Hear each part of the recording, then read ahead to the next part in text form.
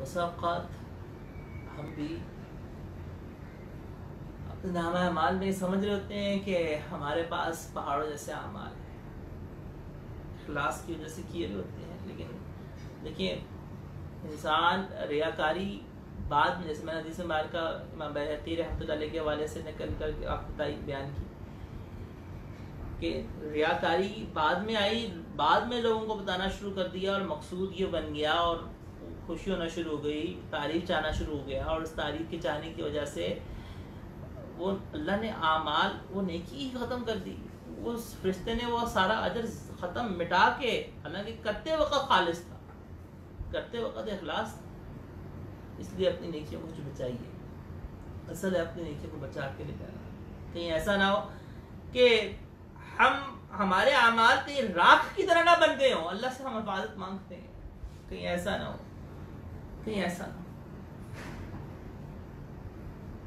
کون مقبول ہے، کون مردود ہے، بے خبر کیا تجھ کو کیا کون ہے، جب تلیں گے عمل سب کے نام آئے اعمال میں، تب کھلے گا خراب کھوٹا کون ہے۔ یہ ہمارے اعمال میں نا سوائے کھوٹے سکوں کے کچھ بھی نہیں۔ کئی دفعہ انسان فضائل کے اندر اتنا جاتا ہے، اچھا میں نے مسواک بھی کی تھی، اور بزرگوں نے لکھا ہوا ہے کہ نیکی کریں اور فضائل سنانے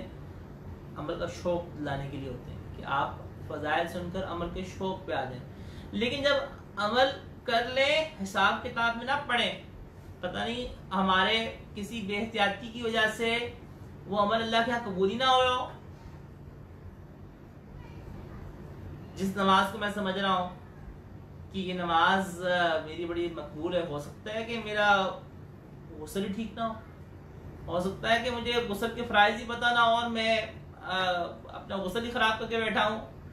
مجھے پاکی ناپاکی کے مسائل کا صحیح طرح سے علم ہی نہ ہو، میں تو سمجھ رہا ہوں میرے کپڑے پاک ہیں، مجھے کوئی شعور ہی نہیں تھا، میں نے سیکھے ہی نہیں تھے، مسائل نہیں سیکھے۔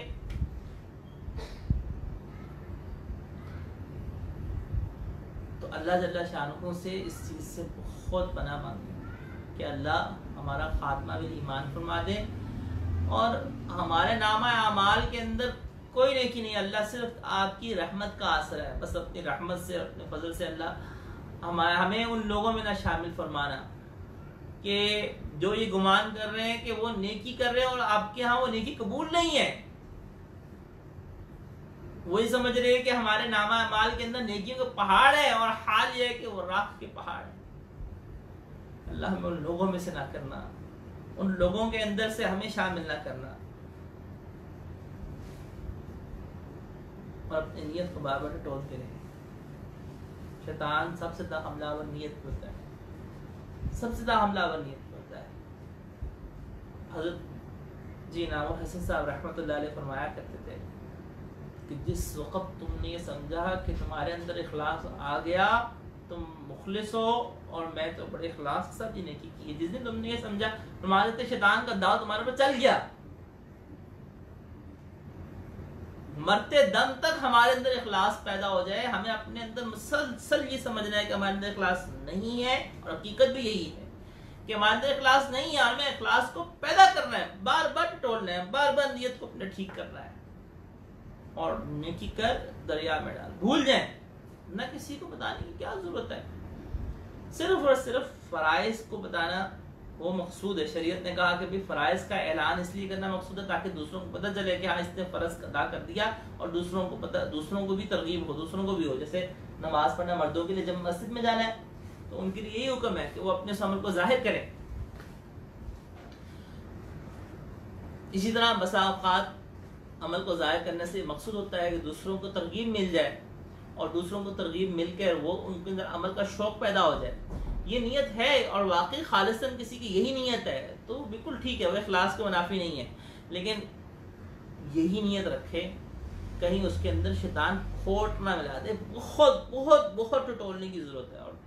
ٹٹولنے کا طریقہ کیا ہے، کیسے نیت کو چیک کریں گے؟ سمپل اپنے آپ کو کوسچن کر کے دیکھ لیں کہ اگر جو میں کہہ رہا ہوں کہ اللہ کی رضا کے لیے، اچھا اگر اللہ کی رضا کو نکال دیں پھر بھی میں یہ کام کرتا، مثلا ایک آدمی کہتا ہے جناب میں نے نا فلاں شخص کو، میں نے فلاں شخص میں سے مانگنے کے لیے آیا، اور میں نے اس کو اس کی مدد کر دی. اب اپنے آپ کو دیکھیں, اچھا میں نے اس کی مدد کی, میں کہہ رہا ہوں کہ اللہ کی مدد کے لیے مدد کی, اللہ کی رضا کے لیے مدد کی. اللہ کی رضا اگر نہ ہوتی, میں اس کی مدد کرتا, میں کیا اس کو دیتا, اور دینے کے بعد میں نے اس کو کیا لوگوں کو بتایا, کہ لوگوں کو بتایا تو کیوں بتایا. یہ اپنے اندر مسلسل ہمیں کویسچن, اپنے آپ کا اپنا محاسبہ کرنا بہت ضروری ہے کہ میں نے وہ عمل کیوں کیا ہے, بار بار اپنی نیت کو ٹٹولنا. اور کہیں ہمارا معاملہ بھی خراب نہ ہو جائے تو اللہ جل شانہ سے اس پہ بہت زیادہ دعا میں پناہ مانگیں. اللہ تعالیٰ ہمارے اعمال کو حبط ہونے سے, خلط ہونے سے, ختم ہونے سے اللہ تعالیٰ محفوظ فرما.